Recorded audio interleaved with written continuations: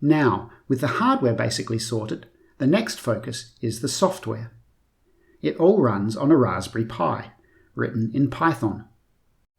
The main sensor input is from an inertial measurement unit, and the controlling outputs go to a set of 6 servos, 3 per leg.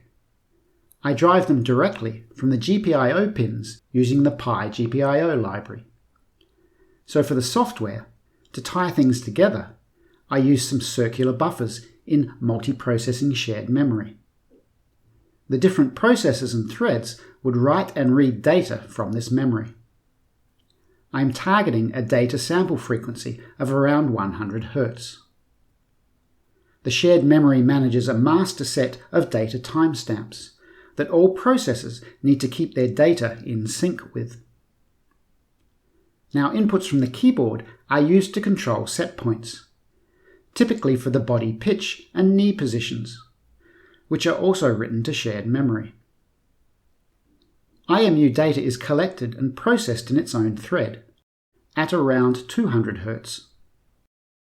It does some sensor fusion filtering to extract pitch and roll angles and their angular velocities, and writes the outputs to shared memory in sync with the 100 Hz timestamps. There is a separate control process for the leg servos. A Pi GPIO script is used to control the actual servo positions directly from the GPIO pins. The actual servo positions are recorded to shared memory. Now all of the data, shown so far in the shared memory, can be used to define the state of the legs.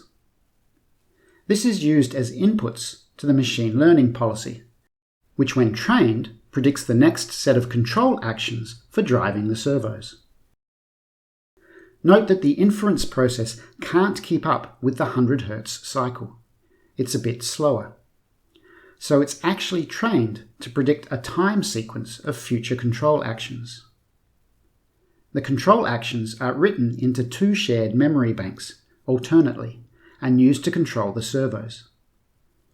The software writes all of the shared data to disk for collecting training data and outputs status data to the terminal window.